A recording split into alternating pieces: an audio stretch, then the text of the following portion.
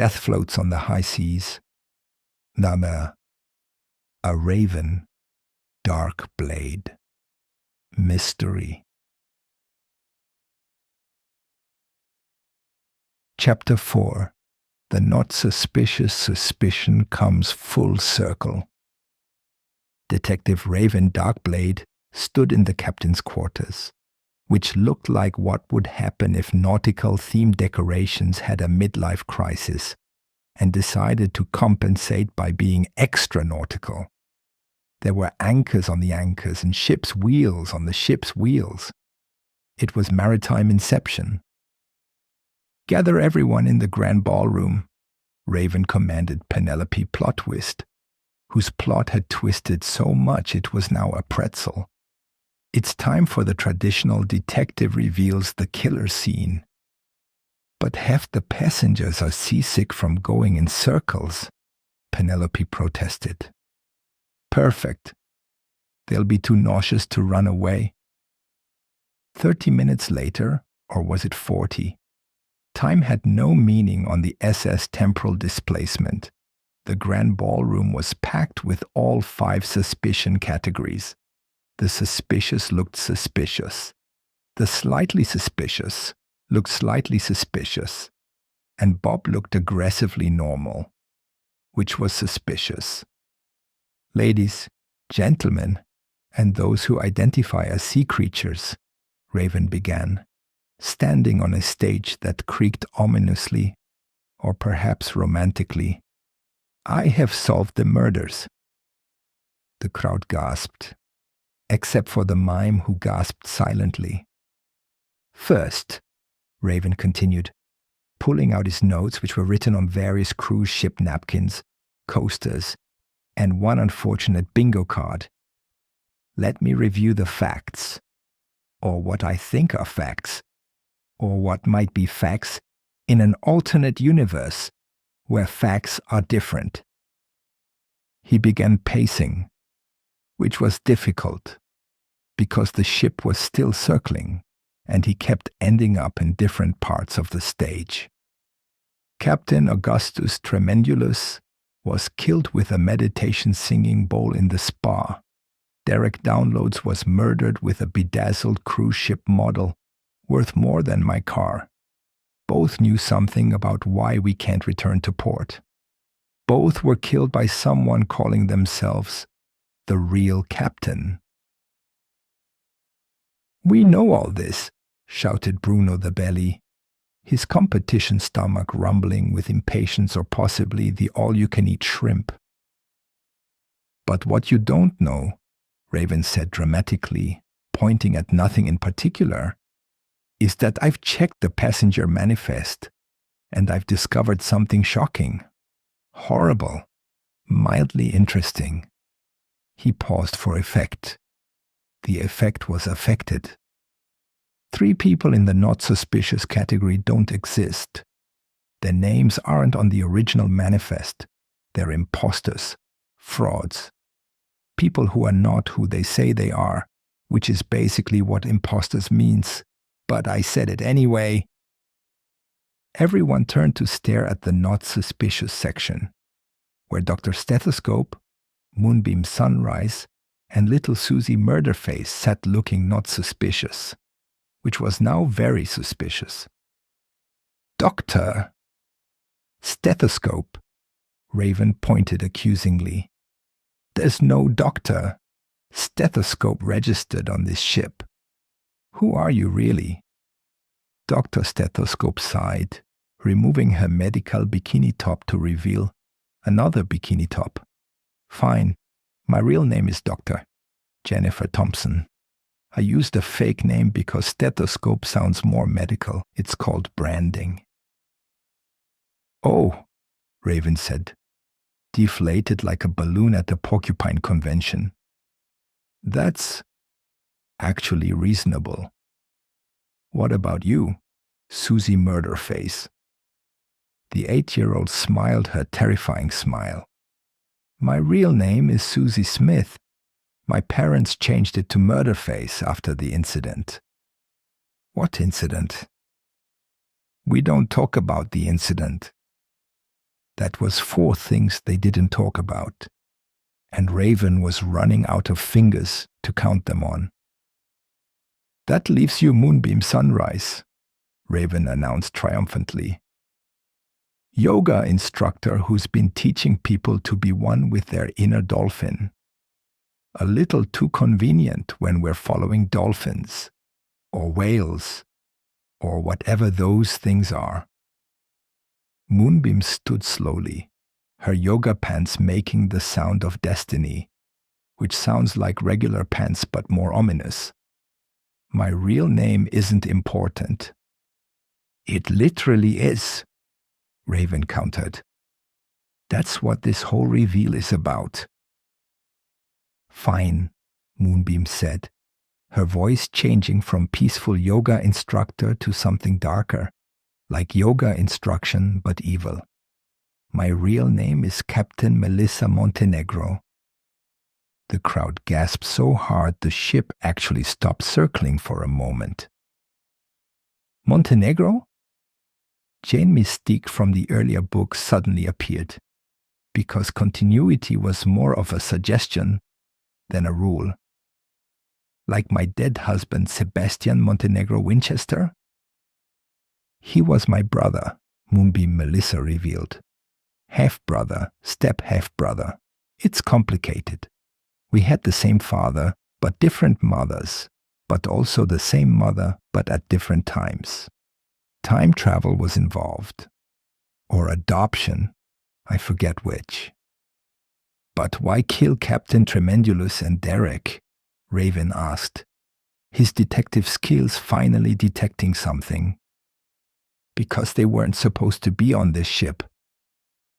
Melissa's eyes blazed with the fury of 1,000 suns, or maybe just one sun having a bad day.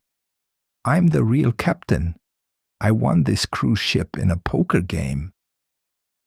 I thought Captain Fitzy won it in a poker game, Penelope interjected. Same game. We tied. But the cruise line made a clerical error and gave it to him instead. So I came aboard as a yoga instructor, waiting for my chance to claim what's mine. So you killed 2 people over a clerical error? Raven asked, incredulous in a credulous way. No, Melissa shouted. I killed them because they discovered my plan. Captain Tremendulous wasn't even a real captain. He was a maritime impersonator. He recognized me from the poker game and threatened to expose me. Derek figured out I was the one who programmed the whales. Programmed the whales? Everyone asked in unison, which was impressive without rehearsal. They're robot whales, Melissa laughed maniacally. I built them in my yoga studio. They're programmed to swim in circles until the passengers go insane and demand a new captain. Then I would heroically fix the navigation and be proclaimed the true captain. That's the stupidest plan I've ever heard, said Bob normally. It was working until people started getting murdered, Melissa protested. You're the one doing the murdering, Raven pointed out. Well, yes, but I didn't expect to have to murder people when I started. It's called improvisation. Captain Fitzy's voice crackled over the intercom. Attention passengers. Good news. I found the navigation manual. It was being used as a coaster in the crew lounge. We can go home. Also, the whales just exploded. But in a good way. Like fireworks. No, Melissa screamed. My beautiful robot whales. They took me 6 years to build. Do you know how hard it is to teach robots to swim? So let me get this straight, Raven said, his brain hurting from thinking, which was new. You killed 2 people and traumatized an entire cruise ship because of a clerical error, and you wanted to be captain? When you say it like that, it sounds bad, Melissa admitted. It is bad. Well, badness is subjective, she philosophized. In yoga, we say there's no good or bad, only different poses of morality. That's not a thing, Dr. Stethoscope/Jennifer protested. It is in my yoga class. Melissa pulled out another bedazzled weapon from somewhere, this time a commemorative cruise ship bell worth $149.99. And now, if you'll excuse me, I need to murder my way to freedom. Not so fast. Susie Smith/Murderface stood up, and somehow an 8-year-old standing was the most menacing thing in the room. You forgot one thing. What? Melissa asked, momentarily distracted by the child's terrifying presence. I'm not really 8 years old. I'm a maritime detective. I've been tracking the robot whale conspiracy for years. You're what? Raven asked, his entire worldview crumbling like a cookie in milk.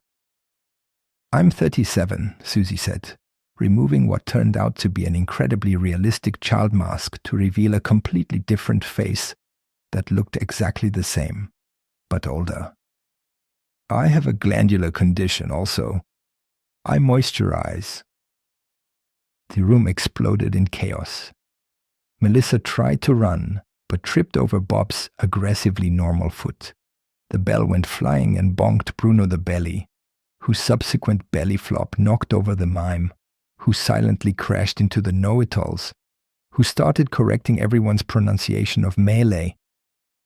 When the dust settled, Melissa was in handcuffs that Penelope had produced from her plot-twisting pockets. The ship had stopped circling. The robot whale pieces were floating by the windows like the world's most expensive pool toys.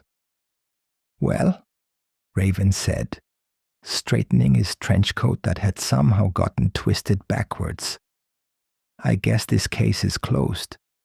The killer was in the not suspicious category. Just like Derek's message said, the real captain was the fake yoga instructor. And everyone learned a valuable lesson about something. What lesson? Asked Bob. I don't know, Bob.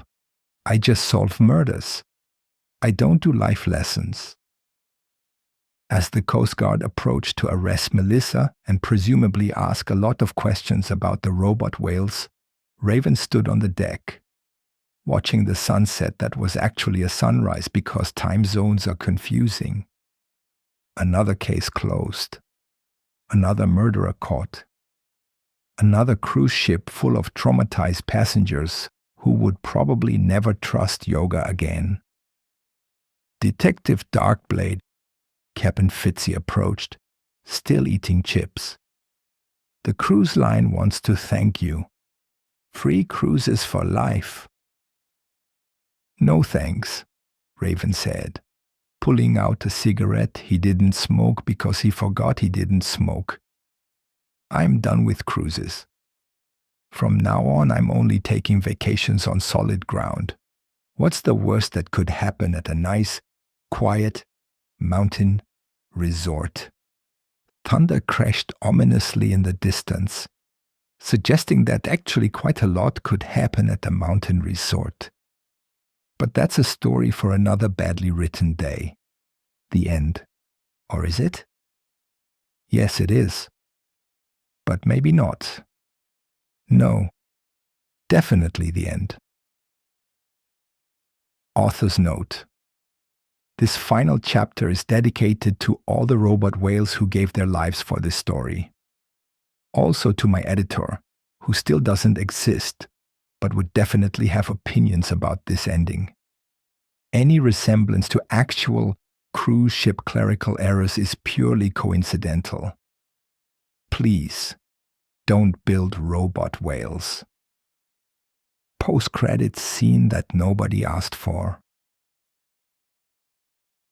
Bob stood alone on the deck, finally free to be as aggressively normal as he wanted. He pulled out his phone and dialed a number. Hello, Mother? Yes. I maintained my cover. No. Nobody suspected the aggressively normal man? Yes. I be home for a dinner. What? No. I had nothing to do with the murders. I was just here to sell timeshares. What do you mean that's worse? The end. For real this time.